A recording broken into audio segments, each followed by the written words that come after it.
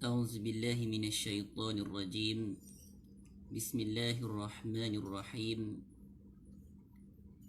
السلام عليكم ورحمة الله وبركاته.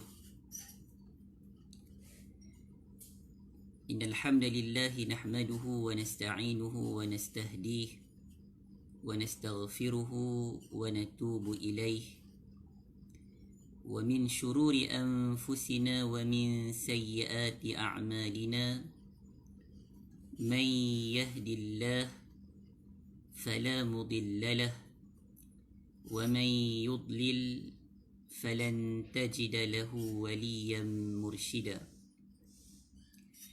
أشهد أن لا إله إلا الله وحده لا شريك له وأشهد أن محمدا عبده ورسوله. اللهم صل وسلم وبارك على محمد وعلى آل محمد صلاة وسلاما دائمين متلازمين إلى يوم الدين. أما بعد، قال الله تعالى في كتابه العزيز: أعوذ بالله من الشيطان الرجيم. ومن أحسن قولا ممن دعا إلى الله وعمل صالحا وقال إنني من المسلمين. صدق الله العظيم. Hadirin hadirat muslimin muslimat yang dirahmati lagi dikasihi oleh Allah sekalian. Alhamdulillah, marilah sama-sama kita merafakkan setinggi-tinggi kesyukuran kita kepada Allah Subhanahu wa Ta'ala, kerana dengan keizinan dan inayah daripada Allah Subhanahu wa Ta'ala, kita masih lagi diberikan peluang oleh Allah Subhanahu wa Ta'ala untuk kita bangun pada pagi ini, untuk kita rukuk dan sujud kepada Allah Subhanahu wa Ta'ala dengan menunaikan tugas kita sebagai hamba kepada Allah Subhanahu wa Ta'ala, dapat sama-sama kita salat fajar, salat fardu subuh. Alhamdulillah, kita bersyukur kepada Allah Subhanahu wa Ta'ala kerana Allah Subhanahu wa Ta'ala bagi lagi peluang kepada kita untuk kita mengabdikan diri kita kepada Allah Subhanahu wa Ta'ala. Kita berdoa kepada Allah Subhanahu wa Ta'ala, mudah-mudahan Allah Subhanahu wa Ta'ala terus menerus memberi petunjuk kepada kita, terus menerus membimbing kita sehinggalah kita bertemu dengan Allah Subhanahu wa Ta'ala satu hari nanti, dengan Allah Subhanahu wa Ta'ala meredai kita sebagai hamba-hambanya, dan kita meredai Allah Subhanahu wa Ta'ala sebagai Rabb yang mencipta kita, sebagai Rabb yang selayaknya kita mengabdikan diri kita kepadanya. Para penonton muslimin muslimat yang dirahmati Allah sekalian, insya-Allah pada hari ini, pada pagi ini, kita bersama-sama dengan silsilah kuliah online Akademi Tarbawi, insya-Allah. Dan pada pagi ini kita akan membaca dan berkongsi daripada sebuah kitab yang kita pilih. Yang kitab ini bertajuk Al-Mustafadu min Qasasil Quran. Al-Mustafadu min Qasasil Quran lid-da'wati wad-du'ah, yang pengarangnya bernama Dr. Abdul Karim Zaidan. Jadi insya-Allah pada pagi ini kita akan melihat serba sedikit dahulu muqaddimah daripada kitab Al-Mustafadu min Qasasil Quran. Al-Mustafadu min Qasasil Quran yang dikarang oleh Dr. Abdul Karim Zaidan.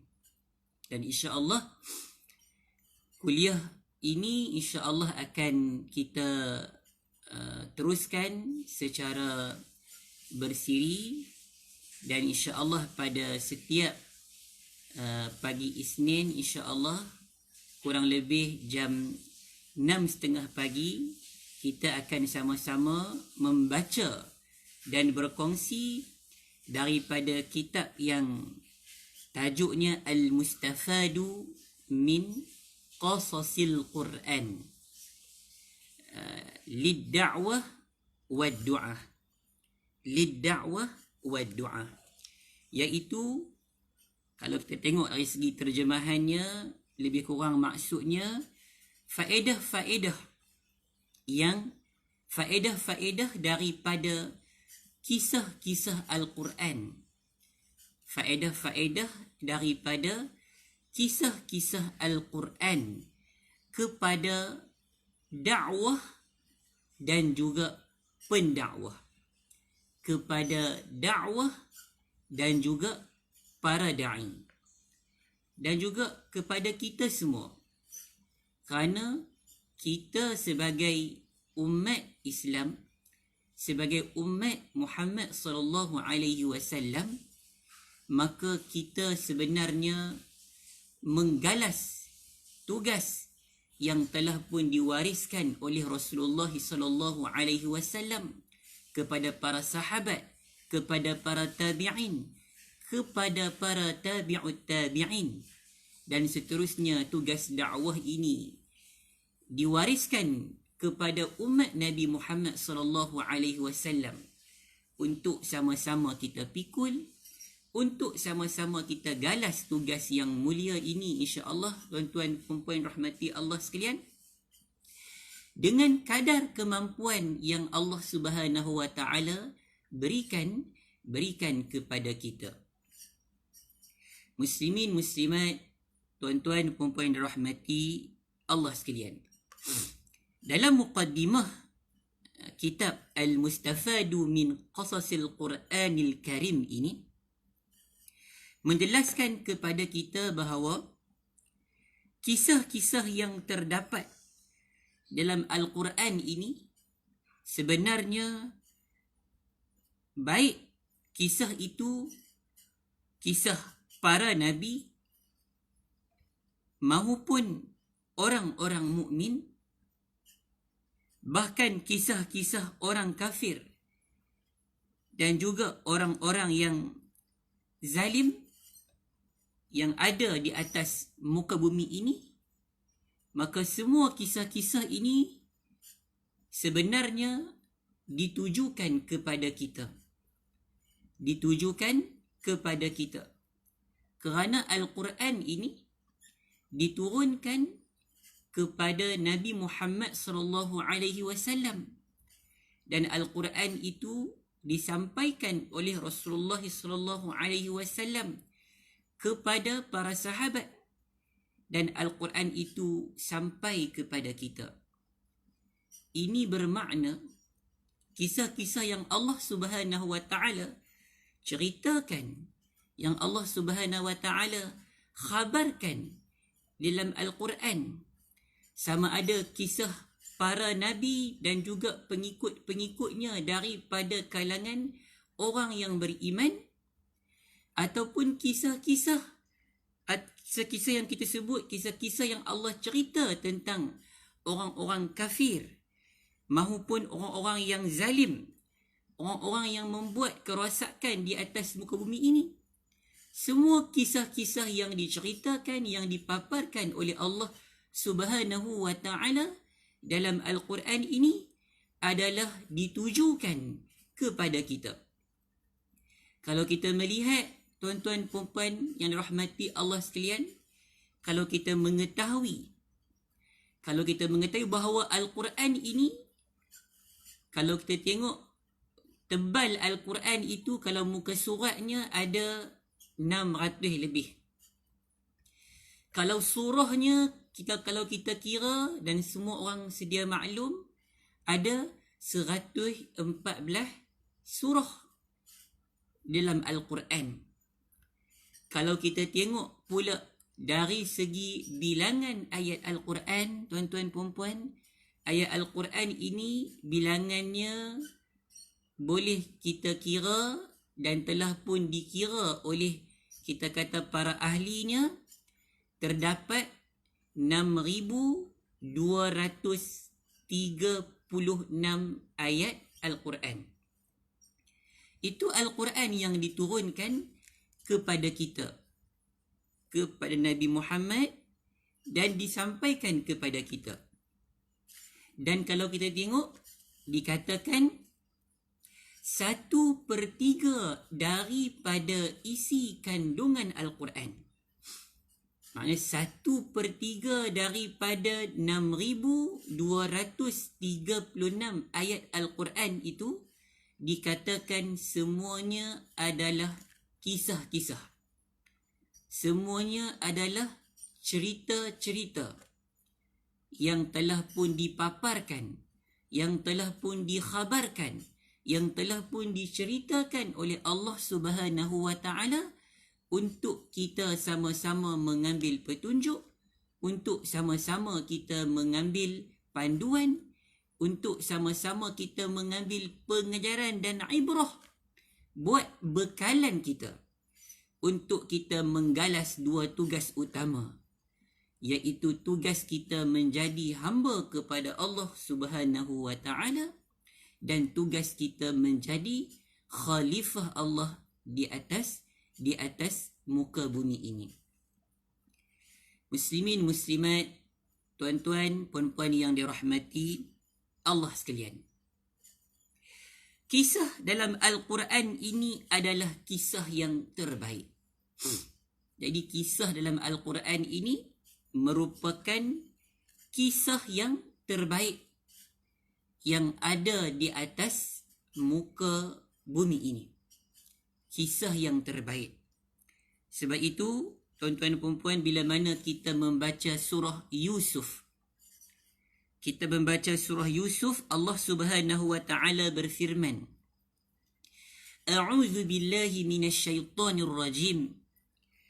Nahnu naqussu 'alaika ahsanal qasas. Ila akhir al-ayah. Daripada surah Yusuf ayat 3, Allah kata apa? Nahnu naqussu 'alaika ahsanal qasas. Artinya, kami menceritakan kepadamu sebaik-baik kisah. Jadi Allah cerita kat siapa ni? Allah cerita kepada Rasulullah SAW. Allah nak cerita kepada para sahabat. Allah nak cerita kepada umat manusia bahawa Allah Subhanahu wa Ta'ala kata dalam surah Yusuf ini, kami menceritakan kepadamu sebaik-baik kisah. Kita insya-Allah memang sukalah dengan cerita ataupun kisah-kisah ini.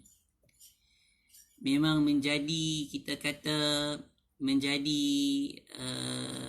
perkara yang disukai. Lebih lagi kita kata anak-anak. Anak-anak ni lebih lagi anak-anak kecil. Mereka suka kita kata kepada kisah-kisah ini, kepada cerita-cerita ini. Dan diambil kesempatan juga oleh para ibu bapa, oleh para ummahat yang akan selalu membacakan kisah-kisah ini kepada anak-anak mereka, agar anak-anak mereka ini mendapat pengajaran yang baik daripada kisah-kisah ataupun cerita-cerita. Banyaklah kita kata kisah-kisah ataupun cerita-cerita ini. Tetapi perkara yang sangat-sangat penting kepada kita untuk kita memberikan perhatian adalah kepada kisah-kisah ataupun cerita-cerita yang terkandung di dalam Al-Quran. Kerana apa? Kerana kisah-kisah ataupun cerita-cerita yang Allah Subhanahu Wa Taala ceritakan dalam Al-Quran adalah kisah yang terbaik. Adalah kisah yang terbaik. Bahkan Al-Quran ini merupakan, kita kata, kitab yang benar. Kitab yang tidak ada, kita kata la raiba fih. Allah sebut alif lam mim zalikal kitabu la raiba fih. Maksudnya Al-Quran ini merupakan kitab yang tidak ada di dalamnya keraguan. Zalikal kitabu la raiba fih hudal lil muttaqin, yang akan memberikan petunjuk kepada orang-orang yang bertakwa. Nah, begitu juga dengan kisah-kisah yang terdapat dalam Al-Quran. Maka kisah-kisah yang dipaparkan, yang diceritakan oleh Allah Subhanahu Wa Taala dalam Al-Quran ini, kita nak kena rasa bila mana kita baca Al-Quran, bahawa kisah-kisah itu Allah nak cerita kat kita. Allah nak cerita kepada kita. Walaupun Allah cerita sebagai contoh kisah Nabi Musa kepada kaumnya, kita jangan ingat kisah itu kisah Nabi Musa kepada kaumnya sahaja. Tapi sebenarnya kisah Nabi Musa yang Allah cerita dengan kaumnya bersama-sama dengan pengikutnya, kisah itu juga adalah untuk kita. Sebab Al-Quran ini diturunkan kepada kita. Kita nak kena rasa kisah itu Allah tujukan untuk kita. Untuk sama-sama kita mengambil pengajaran. Tuan-tuan, puan-puan, hadirin hadirat yang dirahmati Allah sekalian. Tadi kita salat subuh, kita baca surah Al-Fatihah. Dalam surah Al-Fatihah, kita baca kepada ayat, sampai kepada ayat ihdinas siratal mustaqim. Ihdinas siratal mustaqim. Ayat ini merupakan doa kita. Kita berdoa kepada Allah Subhanahu Wa Taala. Kita minta Allah Subhanahu Wa Taala memberikan petunjuk kepada kita. Ihdina as-siratal mustaqim. Tunjukkanlah kami, ya Allah, jalan yang lurus, jalan yang mustaqim. Apa itu jalan yang mustaqim? Allah kata selepas itu, siratal ladzina an'amta alaihim. Ihdinas siratal mustaqim siratal ladzina an'amta alaihim. Tunjukkanlah kami jalan yang lurus. Siratal ladzina an'amta alaihim. Jalan orang-orang yang engkau berikan nikmat. Jalan orang-orang yang engkau berikan nikmat. Tuan-tuan, puan-puan, siapakah jalan yang Allah Subhanahu Wa Taala, jalan orang-orang yang Allah Subhanahu Wa Taala berikan nikmat? Siratal ladzina an'amta alaihim, kepada mereka yang Allah berikan nikmat kepada mereka. Tuan-tuan, puan-puan, kita baca doa, Allahumma hdinas siratal mustaqim. Siratal ladzina an'amta alaihim minan nabiyyin was-siddiqin wasyuhada was-salihin wa hasuna ulaika rafiqa. Jadi di antara jalan-jalan yang Allah Subhanahu Wa Taala berikan nikmat kepada mereka, minan nabiyyin, iaitu jalan-jalan para anbiya, was-siddiqin, iaitu orang-orang yang benar, wasyuhada, iaitu para syuhada, was-salihin, iaitu jalan-jalan orang soleh. Jadi dalam kitab ini dalam kitab Al-Mustafad min Qasasil Quran ini akan disajikan, dihidangkan, dibentangkan kepada kita dengan kisah-kisah mereka ini, dengan kisah-kisah para anbiya, dengan kisah-kisah para as-siddiqin, dengan kisah-kisah para asyuhada, dengan kisah-kisah para as-salihin, dan juga dengan kisah-kisah individu-individu yang Allah Subhanahu wa ta'ala ceritakan dalam Al-Quran, yang mana kisah-kisah itu kita semua berhak untuk mengambil pengajaran, untuk mengambil faedah daripada kisah-kisah yang kita sebut kisah-kisah terbaik, yang Allah Subhanahu wa ta'ala sendiri sebut dalam surah Yusuf, nahnu naqussu 'alaika ahsanal qasas, kami menceritakan kepadamu sebaik-baik kisah. Maknanya apa?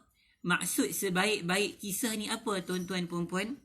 Maksud sebaik-baik kisah yang terdapat dalam ayat ini mencakupi seluruh apa yang dikisahkan Allah Subhanahu wa ta'ala di dalam kitabnya, iaitu Al-Quran, dan itulah sebaik-baik kisah. Dan ini jugalah merupakan, kita kata, panduan bagaimana kita kata para sahabat ridwanullah alaihim ajma'in. Mereka ini disebut oleh salah seorang sahabat, kalau kita baca dalam buku Tarbiyatul Aulad yang dikarang oleh Dr. Abdullah Nasir Ulwan, dalam bab pendidikan keimanan. Dalam bab pendidikan keimanan ini diceritakan tentang bagaimana kita nak membangkitkan iman, bagaimana kita nak mendidik iman kita, bagaimana kita nak mendidik, kita kata, iman, menumbuhkan keimanan ke dalam diri kita, ke dalam diri, kita kata, anak-anak kita, ahli keluarga kita. Maka salah satu caranya adalah dengan kita membaca cerita-cerita yang terdapat dalam Al-Quran. Seperti mana para sahabat, dalam satu kata-kata para sahabat, saya tak ingat siapa nama sahabat tu, dia kata apa? Kunna nu'allimu awladana maghaziyar rasul kama nu'allimuhumul Quran. Kata seorang sahabat ini, dia kata apa? Kunna nu'allimu awladana maghaziyar rasul kama nu'allimuhumul Quran. Dia kata apa? Kami ini dulu-dulu, kami ini mengajar, kami ini mendidik awladana, anak-anak kami ini, maghaziyar rasul, iaitu apa ya? Siri-siri peperangan Rasulullah sallallahu alaihi wasallam. Kunna nu'allimu awladana maghaziyar rasul. Kami dulu dalam pendidikan anak-anak ini, mendidik anak-anak kami ini dengan sirah Rasulullah sallallahu alaihi wasallam, dengan siri-siri peperangan Rasulullah sallallahu alaihi wasallam, kama nu'allimuhumul Quran, seperti mana kami mendidik mereka Al-Quran. Jadi ini dia panggil metodologi ataupun kaedah pendidikan para sahabat kepada anak-anak mereka, iaitu membacakan, kita kata, siri-siri peperangan Rasulullah sallallahu alaihi wasallam, menceritakan tentang bagaimana para anbiya hidup, seperti mana mereka mendidik anak-anak mereka, mendidik anak-anak mereka Al-Quran. Maka lebih-lebih lagi kita tahu bahawa kisah yang terdapat dalam Al-Quran ini merupakan kisah yang terbaik ataupun sebaik-baik kisah, seperti mana yang telah pun dirakamkan oleh Allah Subhanahu wa ta'ala dalam surah Yusuf ayat 3. Allah juga berfirman dalam surah Yusuf, kalau kita baca surah Yusuf ayat 111, apa kata Allah? A'udzu billahi minasy syaithanir rajim. Laqad kana fi qasasihim ibratun liulil albab. Laqad kana fi qasasihim ibratun liulil albab. Artinya, sungguh pada kisah-kisah mereka itu terdapat pengajaran bagi orang-orang yang mempunyai akal. Jadi kisah-kisah yang terkandung di dalam Al-Quran ini, dia akan memberikan pengajaran, dia akan memberikan faedah, dia akan memberikan ibrah kepada orang-orang yang membacanya, kepada orang-orang yang berfikir, kepada orang-orang yang menelaah, kepada orang-orang yang mengkaji, kepada orang yang berakal, maka ia akan dapat memberikan pengajaran. Ia akan dapat memberikan ibrah. Ia akan dapat mentarbiah bagi mereka yang membaca Al-Quran, yang ingin mendapat pengajaran daripada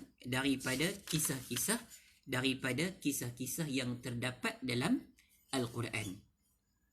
Saudara-saudari, tuan-tuan, puan-puan yang dirahmati Allah sekalian, kita masih lagi dalam muqaddimah kitab Al-Mustafadu min Qasasil Quran Lidda'wati Wad-Du'a. Tapi bukanlah kita nak baca, kita kata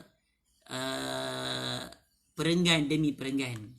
Dalam slot kuliah ini, insya-Allah kita akan saya akan berkongsi dengan apa yang telah saya baca daripada kitab ini untuk sama-sama kita mengambil pengajaran. Bahkan ini juga telah pun ditalkhiskan, telah pun diringkaskan, telah pun ditulis oleh Dr. Abdul Karim Zaidan, dan telah pun dilihat, kita kata, tafsiran daripada ayat-ayat yang bersangkut paut dengan kisah-kisah yang terdapat dalam Al-Quran ini, kemudian dihuraikan, diringkaskan oleh Dr. Abdul Karim Zaidan, buat kita kata pengajaran dan faedah untuk dimanfaatkan oleh beliau sendiri rahimahullah, dan juga dapat dimanfaatkan oleh kita sebagai, kita kata, sebagai seorang Muslim, sebagai seorang mukmin, dan lebih-lebih lagi kita menggalas tugas yang mulia, iaitu tugas para da'i, tugas para pendakwah yang akan insya-Allah mengajak umat manusia ini untuk kembali kepada Allah Subhanahu wa taala. Maka tuan-tuan puan-puan, kisah-kisah dalam Al-Quran ini akan menjadi bekalan. Kita sebut di awal tadi, 1/3 daripada isi kandungan Al-Quran ini terdiri daripada kisah-kisah. Bahkan ramai orang suka dengar cerita ini. Suka, kita pun suka dengar orang cerita. Tapi kita tak naklah, kita mungkin tak, kita utamakan kisah-kisah yang sebaik-baik kisah ini daripada kisah-kisah yang lain. Mungkin daripada kisah-kisah yang kita tak pasti akan riwayatnya, lebih-lebih lagi daripada kisah-kisah yang bukan kisah-kisah dongeng tidak ada faedah. Ada faedah untuk kita mengambil manfaat kalau kita tahu kisah-kisah apa sekalipun. Tetapi ini kisah yang pasti, yang diceritakan oleh Allah Subhanahu Wa Taala dalam Al-Quran. Tentu di sana kita kata ada pengajaran yang sangat besar, bekalan yang sangat besar untuk kita cari, buat bekal kita insya-Allah untuk kita menjadi hamba kepada Allah Subhanahu Wa Taala, dan untuk kita menjadi khalifah Allah Subhanahu Wa Taala di atas muka bumi ini. Bahagian akhir muqaddimah ini, Dr. Abdul Karim Zaidan menjelaskan tentang hikmah kisah-kisah dalam Al-Quran. Jadi ada banyak hikmah kisah-kisah dalam Al-Quran ini. Ada banyak hikmah kisah-kisah yang terdapat di dalam Al-Quran. Ada banyak faedah. Jadi apakah hikmah dan faedah? Apakah hikmah dan faedah kisah-kisah yang terkandung dalam Al-Quran ini? buat diri kita, tuan-tuan dan puan rahmati Allah sekalian. Nanti bila kita baca Al-Quran, kita akan dapat rasa bila mana kita mengetahui akan hikmah dan faedah yang Allah Subhanahu wa taala ceritakan, yang Allah Subhanahu wa taala kisahkan, akan kita kata kisah-kisah yang terkandung di dalam Al-Quran. Hikmah yang pertama, tuan-tuan dan puan rahmati Allah sekalian, akan kisah-kisah yang terdapat dalam Al-Quran ini, hendaklah kita memahami apa yang ada pada kisah-kisah tersebut merupakan khabar, fakta, makna dan metod dalam pertarungan antara yang al-haq dengan yang al-batil, agar kita dapat mengambil ibrah dan pelajaran daripadanya. Jadi, yang pertamanya hikmahnya, kisah-kisah yang terkandung dalam Al-Quran ini, dia merupakan fakta. Dia merupakan khabar ataupun cerita. Dia merupakan sebuah makna. Dia merupakan satu metod. Metod dalam pertarungan di antara al-haq dan al-batil. Jadi kalau kisah-kisah dalam Al-Quran ni, kalau kita baca, kita akan tengok kisah-kisah ini nak menjelaskan kepada kita metod dalam pertarungan antara al-haq dan al-batil, agar kita dapat mengambil pengajaran dan ibrah. Itu hikmah yang sangat-sangat penting yang kita nak kena faham. Contoh, bila mana kita baca kisah di antara Nabi Musa dan juga pengikutnya. Kita baca tentang kisah Nabi Isa dan juga pengikutnya. Kita baca tentang kisah Nabi Muhammad dan juga pengikutnya. Maka di sana kita akan dapati kisah-kisah ini menjelaskan kepada kita antara perkara pokok, perkara penting, iaitu pertembungan ataupun pertarungan di antara al-haq dan juga al-batil. Yang kita ini tentulah nak mengkelompokkan diri kita ini sebagai ahlul haq. Tentulah kita ini nak menggabungkan, kita kata, diri kita ini dengan taifah, dengan kumpulan yang membawa kebenaran. Maka di sana kita kena ingat, bila mana kita telah pun mengkelompokkan dan menggabungkan diri kita ini dengan kumpulan yang disebut sebagai ahlul haq, iaitu orang-orang yang memikul, kita kata, perkara yang benar ini, maka di sana akan bertembung pula lah kita ini dengan ahlul batil, dengan orang-orang yang pendukung kebatilan, sebab kita ini pendukung kebenaran.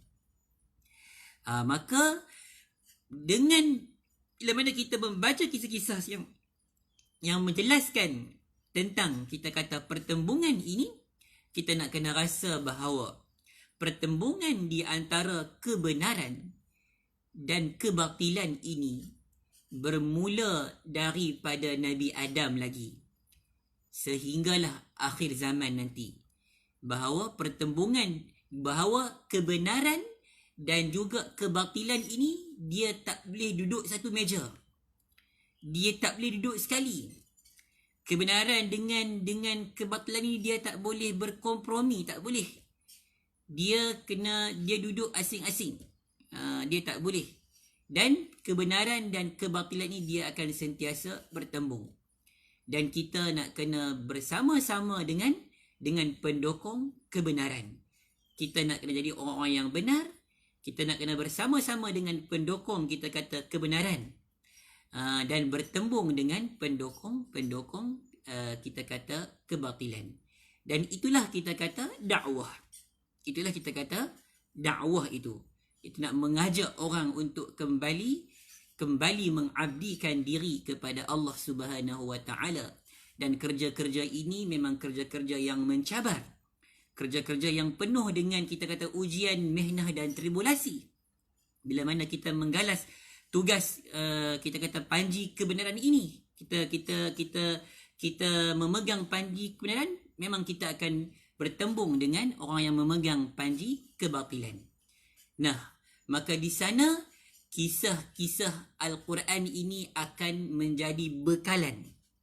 Akan menjadi bekalan kepada kita untuk kita terus-menerus kita kata berdakwah, untuk kita terus-menerus menjadi kita kata para da'i dengan kemampuan yang Allah Subhanahu Wa Taala berikan kepada kita, berbekalkan dengan kita kata kisah-kisah yang terkandung dalam Al-Quran antaranya, insya-Allah kita akan terus melaksanakan tugas-tugas yang telah pun ditaklifkan oleh Allah Subhanahu Wa Taala kepada kita. Itu hikmah yang pertama. Hikmah yang kedua, tuan-tuan perempuan yang rahmat Allah sekalian, hikmah yang kedua ini insya-Allah kita tengok beberapa hikmah sebelum kita tangguh untuk slot kita, kuliah kita pada pagi ini. Hikmah yang kedua daripada kisah-kisah dalam Al-Quran ini adalah keterangan tentang sunnatullah pada makhluknya. Keterangan tentang sunnatullah kepada makhluknya yang terdiri daripada umat manusia. Yang terdiri daripada kita kata kelompok-kelompok manusia. Sama ada dalam bentuk kelompok maupun dalam bentuk individu. Jadi kisah-kisah dalam Al-Quran ini Allah Subhanahu Wa Taala nak menerangkan tentang sunnatullah kepada makhluknya yang terdiri daripada umat manusia secara keseluruhannya, ataupun kelompok-kelompok manusia, ataupun disebut sebagai individu-individu.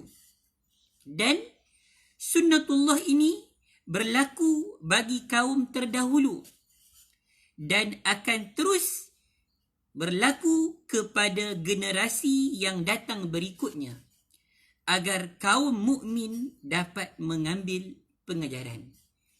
Agar kaum mukmin. Jadi apa pun yang Allah cerita dalam Al-Quran, ini merupakan sunnatullah yang berlaku sejak kita kata penciptaan manusia sampailah kepada Rasulullah SAW, sehinggalah sampailah generasi akhir zaman nanti.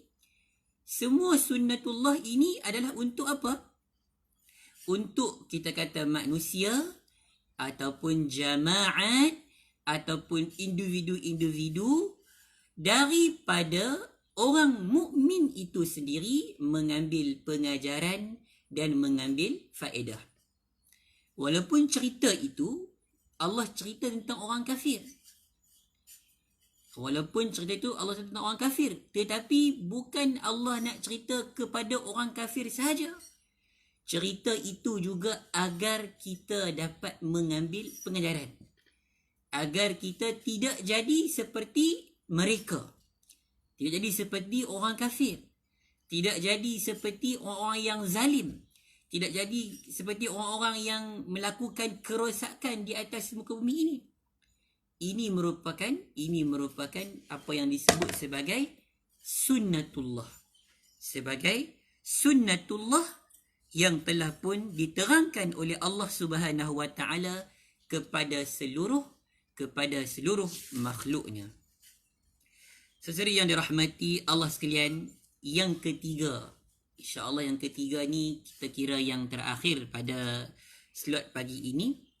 Hikmah yang ketiga yang terdapat dalam Al-Quran ataupun hikmah kisah-kisah dalam Al-Quran ini yang ketiga adalah keterangan tentang manhaj.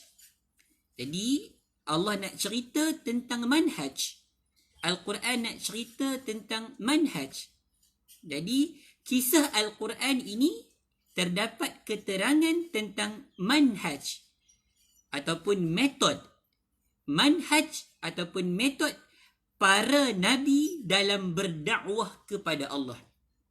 Allah nak cerita tentang manhaj ataupun metod para anbiya berdakwah kepada Allah. Bagaimana para anbiya, para nabi mengajak pengikut mereka, mengajak umat manusia ini kepada Allah Subhanahu wa taala. Bagaimana iltizamnya mereka, bagaimana kesabaran mereka dalam memegang manhaj tersebut, dan menjadikan para nabi sebagai qudwah dan tauladan kepada kita. Jadi pertama Allah nak cerita tentang metod ataupun manhaj Nabi SAW sebagai contoh, ataupun para anbiya ini berdakwah kepada Allah Subhanahu Wa Taala, dan kita nak tengok bagaimana kita ini dapat, kita kata, kita mengambil dan memegang manhaj tersebut dan menjadikan para nabi itu sebagai tauladan, sebagai qudwah,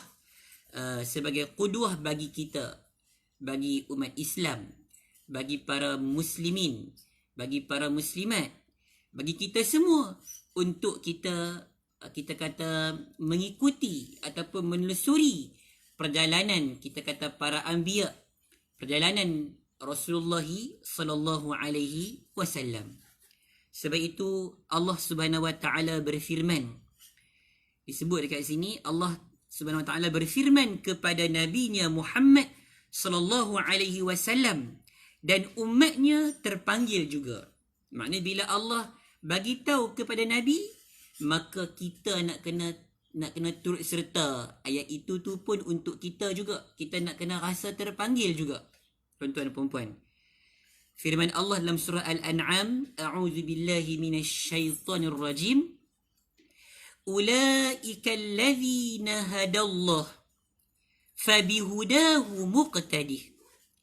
Ulaika allazina hadallah fabihudahu muqtadih. Artinya, mereka itulah, iaitu para nabi yang telah diberi petunjuk oleh Allah Subhanahu wa taala, maka ikutlah petunjuk mereka. Ayat ini Allah bagi tahu kat nabi supaya kisah-kisah nabi-nabi terdahulu itu menjadi guideline, menjadi petunjuk, menjadi bekalan untuk Rasulullah SAW, dan ia juga menjadi petunjuk dan guideline untuk kita, menjadikan mereka sebagai, kita kata, qudwah, sebagai tauladan dalam hal uslub ataupun cara ataupun metod dalam berdakwah. Saudari yang dirahmati Allah sekalian, saya rasa itulah, kita kata, 3 hikmah kisah-kisah dalam Al-Quran yang telah pun dijelaskan oleh Dr. Abdul Karim Zaidan dalam muqaddimah, kita kata, bukunya Al-Mustafadu min Qasasil Quran Lid-Da'wah Wad-Du'ah. Dan saya rasa sekadar itu dulu insya-Allah pada pagi ini sebagai muqaddimah kepada kitab Al-Mustafadu min Qasasil Quranil Karim ini, Lid-Da'wah Wad-Du'ah. Dan insya-Allah kita akan bertemu lagi pada hari Isnin minggu hadapan, insya-Allah pada waktu yang sama, selepas kita kata solat subuh ataupun pukul 6.30 pagi, untuk kita melihat, kita kata, kisah-kisah yang terdapat dalam Al-Quran. Dan insya-Allah jika diizinkan oleh Allah Subhanahu wa taala, kita akan mulakan dengan kisah Nabi Ibrahim dan Nabi Ismail dahulu, kerana dia ada kaitan yang penting, yang besar dengan, kita kata, dengan peristiwa korban. Dan selepas ini kita juga akan melaksanakan udhiyah ataupun korban. InsyaAllah mungkin kita akan pilih kisah Nabi Ibrahim dan kisah Nabi Ismail, agar kita dapat mengambil istifadah, mengambil pengajaran daripada kisah-kisah yang terdapat dalam Al-Quran. Yang mana yang baik itu daripada Allah Subhanahu wa taala, yang lemah itu daripada saya. Saya mohon maaf daripada tuan-tuan, puan-puan, saudari sekalian. muslim-muslimat, dan sama-sama kita mohon ampun daripada Allah Subhanahu wa taala di atas segala taksir yang kita lakukan selama ini. Mudah-mudahan kuliah kita pada pagi ini memberikan manfaat buat diri saya sendiri dan juga tuan-tuan perempuan sekalian, dan insya-Allah sama-sama kita tangguhkan kuliah kita dengan kafaratul majlis wa suratul asr insya-Allah. Subhanakallahumma wa bihamdik asyhadu an la ilaha illa ant astaghfiruka wa atubu ilaik. Bismillahirrahmanirrahim. Wal 'asri innal insana lafi khusr illa alladhina amanu wa 'amilus salihat wa tawasaw bil haqq wa tawasaw bis sabr. Assalamualaikum warahmatullahi wabarakatuh.